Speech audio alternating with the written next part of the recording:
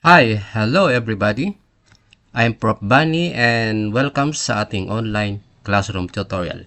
Ang today's topic, pag-uusapan natin ngayon kung paano pa tayo mag-create ng ating sariling dream house, no? Yung gamit yung software na naka-install dito sa ating laptop, yung Sweet Home 3D Design. Pero bago lahat, nais mo na magpapasalamat sa lahat ng mga viewers, sa mga nag-likes and shares, and lalong-lalo na sa mga nag-subscribe. Thank you for your support. Kung hindi dahil sa inyo ay hindi naging success yung ating online classroom tutorial.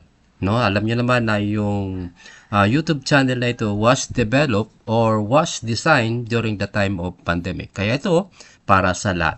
And shoutout ko lahat ng student ng Systems Plus Computer College. Okay? So let's get started. Okay, so ito yung ating Sweet Home 3D design install dito sa ating laptop or desktop computer. So dito sa upper part, no, kung makita natin yung icons para do sa pag nag-create tayo ng walls, create ng rooms, create ng polylines, then you have the dimensions. And sa upper left side naman, nandito yung mga pwede natin gamitin, ano? So, halimbawa, paglalagay tayo ng mga tinatawag nating table or mga armchair, your aquarium or square table. So, ang gagawin natin just drag and drop. Okay?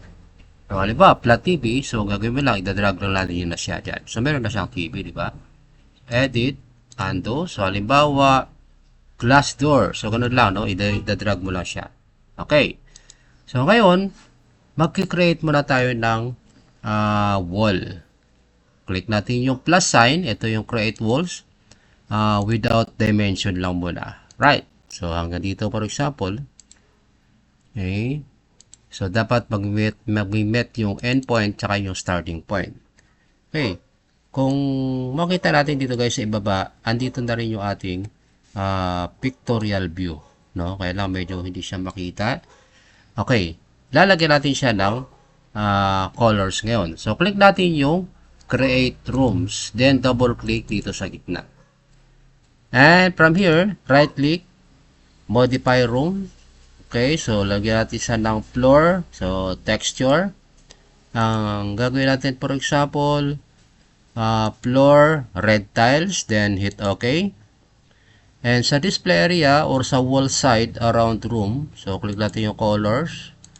So select tayo na anong gusto natin magiging kulay. Then, okay. Then maglalagay tayo ng baseboard. So click mo yan. Again, color. Then, yung ginamit natin kanina. Then, hit okay. Then, right. So meron na tayong flooring tsaka yung color sa ating wall. Right. Ngayon, magki-create muna tayo ulit ng room, no? Isang para sa bedroom and isa naman para sa kitchen. So, click natin yung plus sign, yung create walls. So, for example, from here, straight na tayo dyan. Right. Then, hahatiin natin siya. Okay. So, for example, from here, yan. So, kung makita natin yan, may divider na rin siya. Ngayon, maglalagay tayo ng pintuan. So, halimbawa, ito yung door and window. So, door frame. So, ilalagay natin dito yan. Okay. Yun, automatic na meron siyang ito naman, door frame ulit. Lalagay naman natin dito sa kabila. Okay. Next, yung door and window. So, maglalagay tayo ng double small. So, let's take for example, dito. Okay. So, maglalagay tayo ng dalawang bintana. And also here. Okay. So, todo na natin kasi dream house natin to no? Kahit dito mula sa application natin, matupad natin yung ating pangarap. So, okay, so meron tayong mga bintana. So, ganun din sa mga bedroom, maglalagay tayo ng bintana dyan. Okay. Ganun din sa kabila. And sa ating kusina. Right? So, tad-tad na tayo ng bintana, di ba? So, ganun yan, no? Ngayon, maglalagay tayo ng halimbawa, cortina, no? So, click natin yung miscellaneous, then curtains, then halimbawa, hanap tayo ng cortina, no? So, itadrag lang natin siya rito. Right? So, meron ka ng cortina dyan. Okay. So, also here.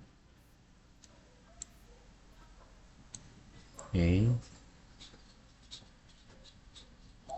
Right. So, lahat ng bintana, so lalagyan natin siya ng cortina. Okay. So, meron na dyan. So, dito naman. Okay.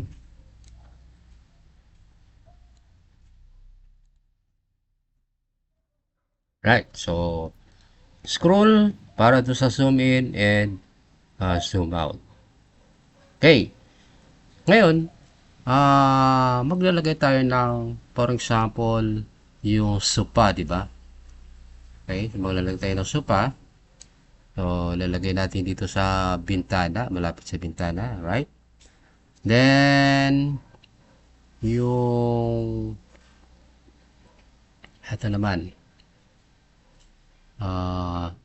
filed bookcase. So, maglalagay tayo na isa dyan. Gloss door cabinet. So, dito rin. And, pagdating doon sa bedroom, okay, so maglalagay tayo doon sa bedroom. Alright, so, living room, yung lights. Okay, so, where is the bedroom? Maglalagay muna tayo ng table. Dito sa gitna. Okay, so, again. Okay, so meron tayong dresser para dun sa room. Lapit din sa bintana. And chairs. Maglalagay tayo ng chairs. Pwede rin. Coffee table or armchair. So maglalagay tayo ng isa dyan. Pwede mo naman siyang kapag siya, pwede mo siyang i-rotate. Okay? Then, Control C, Control B para i-duplicate. So, meron tayong dalawa. Control B.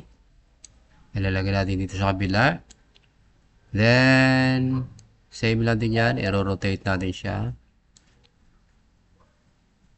Okay. Right. Then, Control C, Control V. Right. So, tingnan natin ngayon. Okay. So, yan. Kung makita natin siya, meron tayong mga tinatawag nating laman yung ating dream house, ano? Next, yung, for example, dresser. So, maglalagay tayo ng bed. No? Hanapin natin yung bedrooms. Ito yung bedroom. So, maglalagay tayo ng chunk bed or bed, no? So, ilalagay natin dyan sa ating room. Right? Then, meron siyang sa kitchen naman, halimbawa, maglalagay tayo ng kitchen. Okay, so ilalagay natin dito siya. Then, meron siyang freezer. Ayan, meron siyang freezer dyan. Then, kitchen cabinet. So, ilalagay natin dito yan. Okay. Then, fridge. So, ilalagay natin dito yan. Dito pala. Okay. Right. Okay. So, ito yan. Meron tayong mga tinatawag natin na mga sala set, meron ng bedroom, no? So, bahala na kayo kung ano gusto niyo pang pwede niyo pang ilagay. So, ngayon, gagawa tayo ng staircase. No? Halimbawa, yung magagawa tayo ng second floor. So, gagawin natin, spiral. Okay, so halimbawa, ilalagay ko dito sa part na to. Yan.